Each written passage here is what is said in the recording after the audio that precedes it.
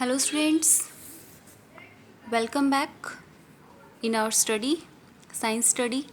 Students, today we are going to be study about chapter number 1 in ninth class, chemistry, matter in our surrounding. ये chapter अपना चल रहा है matter in are surrounding. So students, इस chapter में हम आज कुछ टॉपिक डिस्कस करेंगे. वो है change of state of matter. Change of state of matter. Change of state of matter यानी कि हमने पढ़ा मैटर की अलग अलग स्टेट्स होती हैं, और जैसे सॉलिड है, लिक्विड है, गैस है, वैसे बीईसी और प्लाज्मा स्टेट है. बट उसको हम मतलब नॉर्मली उसकी प्रॉपर्टीज़ को हम ज़्यादा डिस्कस नहीं करेंगे. वो आगे के नेक्स्ट स्टैंडर्ड्स में आप हायर स्टैंडर्ड में पढ़ेंगे. तो आपने सॉलिड, लिक्विड और गैस की प्रॉपर्टीज़ समझी. तो स्टूडेंट्स, अब हम समझेंगे कि किस तरीके से मैटर की जो स्टेट्स हैं वो चेंज की जा सकती हैं. ओके, तो उसमें से कुछ बातें हम समझते हैं कि एक तो मैटर जो होता है उसकी जो स्टेट होती है वो चेंज की जा सकती है. मतलब वन स्टेट होती है वो अनदर स्टेट में चेंज की जा सकती है. ठीक है. जो सॉलिड होता है उसको हम लिक्विड में भी चेंज कर सकते हैं, और लिक्विड जो होता है उसको हम गैस में चेंज कर सकते हैं. ज़्यादातर जो मेटल्स होते हैं, मेटल्स आप जानते हैं, मेटल जैसे कि आयरन है, कॉपर है, एल्यूमिनियम है, सिल्वर है, ऐसे मेटल्स होते हैं. तो जो मोस्ट ऑफ द मेटल्स होते हैं वो कौन से स्टेट में पाए जाते हैं? सॉलिड स्टेट में पाए जाते हैं. और उनको अगर हमें लिक्विड में चेंज करना हो तो क्या करेंगे? उसके लिए हमें उसको हीट देनी पड़ती है. On heating solid turns into liquid. और लिक्विड को जब हम और फर्दर क्या करते हैं, और हीट प्रोवाइड कराते हैं, तो वो गैस में चेंज हो जाते हैं. ओके. तो जो चेंज ऑफ स्टेट होता है वो दो फैक्टर पे डिपेंड करता है. मेनली दो फैक्टर पे डिपेंड करता है. टू फैक्टर्स पे चेंज ऑफ स्टेट डिपेंड करता है. ठीक है. The change of state the change of state depend on mainly depend on two matters, two factors. The change of state mainly depend on two factors. Okay students, तो वो दो factors क्या क्या हैं? उसमें से एक है टेम्परेचर और दूसरा है प्रेशर. टेम्परेचर और प्रेशर दो फैक्टर हैं जिनकी वजह से हम स्टेट को एक फॉर्म से दूसरी फॉर्म में चेंज कर सकते हैं. पहले हम समझते हैं टेम्परेचर के बारे में. स्टूडेंट्स, टेम्परेचर आप जानते हैं, हिंदी में तापमान बोलते हैं इसको. देखिए, जनरली जब किसी चीज़ को हम हीट करते हैं तो टेम्परेचर क्या हो जाता है? टेम्परेचर हाई हो जाता है. मतलब टेम्परेचर हाई होने की वजह से ही कोई सब्सटेंस जो होता है वो हीट होता है. ओके. तो on heating temperature of substance increasing. On heating temperature of a substance increase. Temperature increase होने को हम बोलते हैं हीटिंग प्रोसेस. ओके. तो लेकिन जो ट्रांसफॉर्मेशन होता है तो उसके अंदर जो टेम्परेचर है वो सेम ही रहता है. देखिए, इसके लिए हमें कुछ टर्म्स याद रखनी पड़ेंगी. उसमें से एक टर्म है एमपी. एमपी की फुल फॉर्म है यहाँ melting point. Melting point. Students, melting point क्या होता है? मेल्टिंग पॉइंट वो टेम्परेचर है जिस पर कोई भी एक सॉलिड जो है वो लिक्विड में चेंज हो जाए. ओके. जैसे वाटर है तो वाटर को आइस में अगर वो प्रेजेंट है तो आइस उसकी सॉलिड स्टेट हो गई, और उससे उसको वाटर में चेंज करना क्या हो गया? लिक्विड में चेंज करना. तो वो टेम्परेचर जिससे आइस वाटर में चेंज हो जाती है तो वो उसका क्या हो जाएगा? मेल्टिंग पॉइंट हो जाएगा. तो इसकी डेफिनेशन क्या होगी? It is the temperature at which a solid changes into liquid. जब सॉलिड लिक्विड में चेंज हो जाता है तो सॉलिड को लिक्विड में चेंज कराने के लिए जिस टेम्परेचर की रिक्वायरमेंट होती है उसी को हम मेल्टिंग पॉइंट बोलते हैं. इसी तरीके से एक टर्म है बीपी यानी कि बॉइलिंग पॉइंट।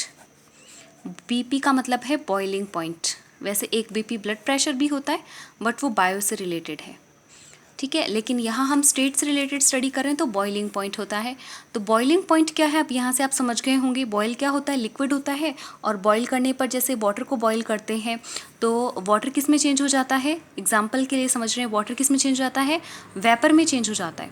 तो वाटर कौन सी स्टेट है, लिक्विड स्टेट है, और वेपर कौन सी स्टेट है, वो गैसियस स्टेट है। तो आप समझ गए होंगे इसकी डेफिनेशन कि वो टेम्परेचर जिस पर कोई लिक्विड स्टेट गैसियस स्टेट में चेंज होती है उस टेम्परेचर को हम बॉइलिंग पॉइंट बोलते हैं। तो इसकी डेफिनेशन क्या हो जाएगी, it is the temperature, boiling point की डेफिनेशन है it is the temperature at which a liquid changes into gas. Liquid gas में चेंज होता है, उस टेम्परेचर को हम क्या बोलते हैं, बॉइलिंग पॉइंट बोलते हैं। ओके, तो अब हम देखते हैं इसके अंदर कि जब हम किसी चीज़ को हीट करते हैं, जैसे हम देखते हैं हीटिंग के रेफरेंस में कि कोई चीज़ को जब हीट किया जाता है तो क्या होता है, हीटिंग करने पर उसका टेम्परेचर क्या हो जाता है, इंक्रीज़ हो जाता है। ओके, टेम्परेचर इंक्रीज़ होता है तो उसी प्रोसेस को हम क्या बोलते हैं, हीटिंग बोलते हैं। तो टेम्परेचर इंक्रीज़ होता है तो हीट जो होती है वो रिक्वायर्ड होती है किसी चीज़ का टेम्परेचर बढ़ाने के लिए।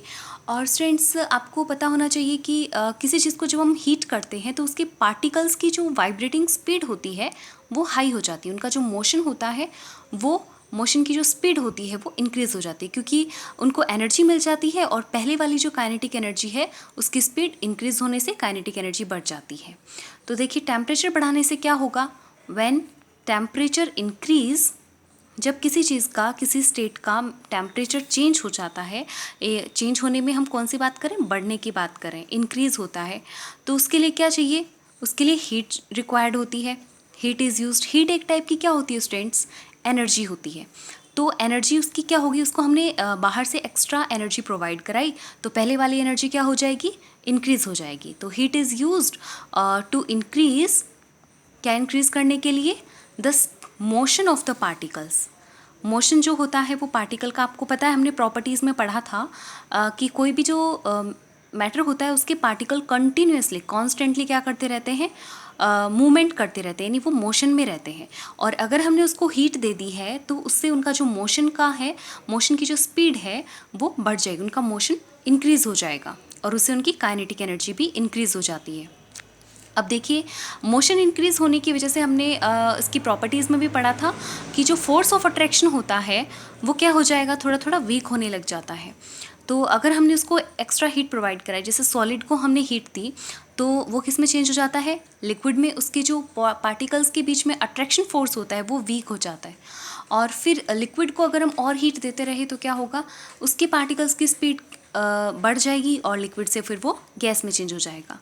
तो नेक्स्ट रेफरेंस हम देखते हैं इसका स्टेट चेंज, यानी टेम्परेचर बढ़ाने से, हीट बढ़ाने से क्या होगा, एक तो पहले तो क्या होगा, टेम्परेचर चेंज होगा, फिर उसकी क्या हो जाएगी, स्टेट चेंज हो जाएगी। पार्टिकल्स क्या करते हैं इसमें स्टूडेंट्स, जो पार्टिकल्स होते हैं वो हीट एनर्जी यूज़ करते हैं, ठीक है, और उस हीट को यूज़ करके उनके बीच में जो अट्रैक्शन फोर्स होता है वो क्या हो जाता है, वीक हो जाता है और इससे वो अपनी स्टेट भी चेंज कर लेते हैं। तो इसका आप रीज़न समझ गए कि टेम्परेचर चेंज करने पर ऐसा क्या होता है कि सॉलिड है वो लिक्विड में, लिक्विड है वो गैस में चेंज हो जाता है। तो इसका आप सीधा सीधा आंसर बता देंगे कि जो पार्टिकल्स होते हैं टेम्परेचर देने पर, उसको हीट करने पर, टेम्परेचर देने से उनकी उनको हीट एनर्जी मिलती है। हीट एनर्जी से उनकी जो मोशन होता है वो इंक्रीज़ हो जाता है और उस मोशन की वजह से पार्टिकल्स के बीच में पाए जाने वाला जो फोर्स ऑफ अट्रैक्शन है, फोर्स ऑफ अट्रैक्शन वीक होने से उनके बीच में डिस्टेंस बढ़ जाती है और सॉलिड है वो लिक्विड में चेंज हो जाएगा। और कंटिन्यूसली अगर हम उसको हीट करते रहे तो फिर लिक्विड के पार्टिकल्स के बीच में से अट्रैक्शन फिर और वीक हो जाएगा तो वो गैस में चेंज हो जाएंगे। तो फोर्स ऑफ अट्रैक्शन जो है, पार्टिकल्स यूज़ हीट टू, किस में यूज़ करते हैं, heat to overcome force of attraction. Force of attraction को वो ओवरकम कर देते हैं। जो सॉलिड के पार्टिकल्स के बीच में अट्रैक्शन फोर्स था या फिर बॉन्ड ऑफ अट्रैक्शन भी कह सकते हैं, तो उसको वो ब्रेक कर देते हैं। अगर सॉलिड को दिया है तो वो लिक्विड में बदल जाएगा और लिक्विड को दिया है तो और वो गैस में चेंज हो जाएगा। तो particles use heat energy to overcome the force of attraction, okay, to change the state change करने के लिए वो ऐसा ही होता है। ओके स्टूडेंट्स, तो आपने समझा कि टेम्परेचर चेंज करने से क्या होगा, उनके पार्टिकल्स की स्पीड बढ़ जाएगी और उस स्पीड की वजह से वो उनके बीच में जो अट्रैक्शन फोर्स था वो उसको ब्रेक कर देंगे। तो सॉलिड जो है वो तो किस में बदल जाएगा, सॉलिड के पार्टिकल्स हैं वो क्लोज पार्टिकल्स थे, उनके बीच में स्पेस बहुत ही कम था और फिर जब उसके अंदर जो अट्रैक्शन फोर्स था उससे वो बाउंडेड थे, लेकिन उसको हीट एनर्जी मिल गई तो उसकी वजह से इन्होंने अपना अट्रैक्शन फोर्स ब्रेक कर दिया और वो थोड़े थोड़े एक दूसरे से दूर हो गए और इसकी वजह से ये लिक्विड में चेंज हो गए। फिर अगर उसको हम कंटिन्यूसली हीट करते रहे तो इनमें और अट्रैक्शन फोर्स था जो बीच में थोड़ा कम था अट्रैक्शन फोर्स, लेकिन इसको और ज़्यादा हीट दी तो और इनकी स्पीड बढ़ गई और ये थोड़ा और दूर दूर मूव करने लगे और इनके बीच में ज़्यादा डिस्टेंस हो गई है तो ईजिली मूव कर रहे हैं और वो गैसेस स्टेट में चेंज हो जाते हैं। ओके स्टूडेंट्स, अब देखिए इसमें कुछ एक एनर्जी होती है उसको हम बोलते हैं लैटेंट हीट। इससे पहले हम एक बार फिर से क्विकली रिवाइज कर लेते हैं इस पेज पे हमने जो पढ़ा। देखिए चैप्टर है अपना matter in our surrounding, okay तो इस चैप्टर में हम कुछ टॉपिक पढ़ चुके हैं कि मैटर की प्रॉपर्टीज़ क्या होती हैं, मैटर के स्टेट्स कौन कौन सी होती हैं और उनकी क्या क्या प्रॉपर्टीज़ होती हैं। तो अब हम पढ़ेंगे कि change of state of matter, यानी मैटर की जो स्टेट होती हैं उनको हम कैसे एक फॉर्म से दूसरे फॉर्म में चेंज कर सकते हैं। जैसे कि सॉलिड है उसको लिक्विड में चेंज किया जाता है, लिक्विड को गैस में, गैस को लिक्विड में भी चेंज कर सकते हैं, लिक्विड को सॉलिड में भी चेंज कर सकते हैं। तो ये जो प्रोसेस होती है वो कैसे पॉसिबल है, उसमें से कुछ एक बातें समझते हैं। जैसे कि मेटल होते हैं वो ज़्यादातर सॉलिड स्टेट में होते हैं, तो सॉलिड को अगर हमें मेल्ट करना हो तो हम उसको हीट देते हैं। मेल्ट करना मतलब सॉलिड से लिक्विड में चेंज करना, और लिक्विड को अगर हम फर्दर कंटिन्यूसली हीट करते ही रहे तो लिक्विड किस में चेंज हो जाएगा, गैसेस स्टेट में चेंज हो जाएगा। अब देखिए स्टेट को चेंज करने के लिए दो फैक्टर रिस्पॉन्सिबल होते हैं। वो दो फैक्टर कौन से हैं, एक तो टेम्परेचर है और दूसरा प्रेशर है। टेम्परेचर जो होता है वो कैसे है उसको हम एक्सप्लेन करेंगे कि जो टेम्परेचर होता है वो किसी चीज़ को गर्म करने पर बढ़ जाता है। Okay, on heating the temperature of matter increases. Okay, अच्छा उसमें से टेम्परेचर में हम दो टेम्परेचर की बात करेंगे, एक मेल्टिंग पॉइंट होता है और एक बॉइलिंग पॉइंट होता है। मेल्टिंग पॉइंट वो टेम्परेचर है जिससे सॉलिड किस में चेंज हो जाए, लिक्विड में चेंज हो जाए। तो उस पर्टिकुलर टेम्परेचर को उस पर्टिकुलर मैटर का मेल्टिंग पॉइंट बोलते हैं। It is the temperature at which a solid changes into liquid. Okay, जैसे कि वाटर के रेफरेंस में देखें तो आइस को वाटर में चेंज करने के लिए जो टेम्परेचर चाहिए वो उसका क्या होगा, मेल्टिंग पॉइंट होगा। और अगर वाटर को वेपर में चेंज करना है यानी कि लिक्विड को गैस में चेंज करना है तो उसके लिए जो टेम्परेचर चाहिए वो वाटर का बॉइलिंग पॉइंट होगा। तो बॉइलिंग पॉइंट की डेफिनेशन क्या हो जाएगी कि वो टेम्परेचर जिस पर लिक्विड किस में चेंज हो जाए, गैसेस स्टेट में चेंज हो जाए, तो उस टेम्परेचर को हम बॉइलिंग पॉइंट बोलते हैं। ओके, तो it is the temperature at which a liquid changes into gas, वो क्या है, बॉइलिंग पॉइंट की डेफिनेशन। अच्छा, हीटिंग में कैसे चेंज होता है, क्यों होता है, इसका रीज़न हम बता देंगे कि हीट करने पर जो स्टेट ऑफ मैटर है वो कैसे चेंज होती है। देखिए टेम्परेचर इंक्रीज करने से स्टेट चेंज होती है। क्यों होती है, टेम्परेचर चेंज करने पर यानी टेम्परेचर इंक्रीज करने से उसको हीट एनर्जी मिलती है, और हीट जो होती है वो एक टाइप की एनर्जी होती है, और ये जो एनर्जी है उसकी वजह से जो पार्टिकल के बीच में मोशन था वो इंक्रीज़ हो जाता है। पार्टिकल्स का जो मोशन है यानी कि मूवमेंट की जो स्पीड थी उनकी वो बढ़ जाती है, और इससे उनका जो फोर्स ऑफ अट्रैक्शन था उन पार्टिकल्स के बीच में, हमने पढ़ा है कि पार्टिकल्स होते हैं वो एक दूसरे के बीच में, उनके बीच में अट्रैक्शन फोर्स पाया जाता है। तो वो अट्रैक्शन फोर्स पहले के कंपैरिजन में अब वीक हो जाता है, और वीक होने से पार्टिकल्स जो होते हैं उनके बीच में डिस्टेंस बढ़ जाती है और वो सॉलिड से लिक्विड में और लिक्विड से फिर गैस में चेंज हो जाते हैं। ओके स्टूडेंट्स, नेक्स्ट देखते हैं हम, टेम्परेचर से ही रिलेटेड है लेटेंट हीट। लेटेंट हीट क्या होती है बच्चों, लेटेंट हीट जो है वो एक तरीके की, मतलब ऑब्वियसली लेटेंट हीट वर्ड है तो हीट ही है ये, तो ये वो हीट एनर्जी है जो किसी सब्सटेंस को स्टेट चेंज करने के दौरान सप्लाई की जाती है। ओके, तो लेटेंट हीट की डेफिनेशन क्या हो जाएगी, it is the heat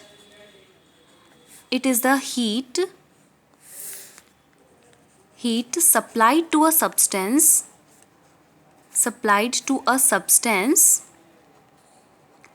during the change of its state, during the change of its state. कोई भी सब्सटेंस अपना स्टेट चेंज करता है तो उसके दौरान उसने जितनी एनर्जी यूज़ की, जितनी हीट एनर्जी यूज़ की, उसी को हम क्या बोलेंगे, लेटेंट हीट बोलेंगे। ओके, अब इसके दो टाइप होते हैं। एक होती है latent heat of fusion, latent heat of fusion. अब फ्यूज़न क्या होता है स्टूडेंट्स? फ्यूज़न का मतलब आप समझेंगे मेल्टिंग से, ठीक है। लेटेंट हीट ऑफ फ्यूज़न या फिर लेटेंट हीट ऑफ, इसको हम अपने समझने के लिए मेल्टिंग बोल सकते हैं। तो फ्यूज़न का मतलब होता है सॉलिड का लिक्विड में चेंज होना, फ्यूज़न कहलाता है। तो ये वो स्पेसिफिक हीट एनर्जी होती है जो 1 किलोग्राम मास का कोई एक सब्सटेंस है, कौन सा सब्सटेंस, लेकिन सॉलिड सब्सटेंस है, और उसको लिक्विड में चेंज करने के लिए 1 किलोग्राम मास के किसी सॉलिड को लिक्विड में चेंज करने के लिए जितनी हीट रिक्वायर्ड होती है, उस हीट एनर्जी को ही हम लेटेंट हीट ऑफ फ्यूज़न बोलते हैं। समझ रहे हो स्टूडेंट्स कि 1 किलोग्राम सॉलिड होना चाहिए और उस सॉलिड को लिक्विड में चेंज करने के लिए जितनी हीट रिक्वायर्ड होती है, उस हीट एनर्जी को हम बोलते हैं लेटेंट हीट ऑफ फ्यूज़न। तो इसकी डेफिनेशन क्या हो जाएगी? द स्पेसिफिक, या फिर it is the heat energy, it is the heat energy, या फिर it is the heat needed to change a mass of 1 kilogram, a mass of 1 kilogram of the substance from a solid at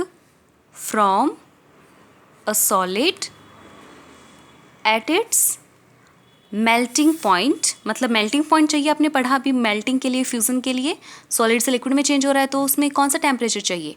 melting point चाहिए ना।